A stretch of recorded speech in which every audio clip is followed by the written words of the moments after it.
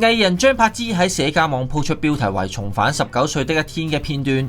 柏芝喺短片入邊話，今次返香港有個重要嘅任務，就係要揾翻19歲嘅回憶。佢拎起一條白色嘅裙，對照19歲仲係新人嗰陣，曾經着過一模一樣嘅款式，仲笑笑口話：我們就看看能不能回到25年前。柏芝就換上呢條裙去到同一個地點拍攝，見佢一邊拎住舊相，一邊跟住擺 pose，仲話當時自己有少少 baby fat。之後佢就走到以前拍電影《忘不了》嗰陣，拍街景嘅必列者士街，舊地重遊一番。另外佢就拎出手機一張經典相，原來係佢12、13歲嗰陣，曾經喺呢度拍咗唔少沙龍。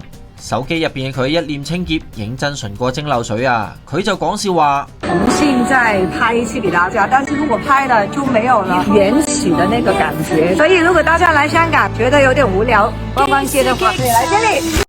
佢仲話將來自己老咗，睇到大家嚟呢度打卡12歲的張柏芝嘅話，對佢嚟講係一個幾好嘅回憶。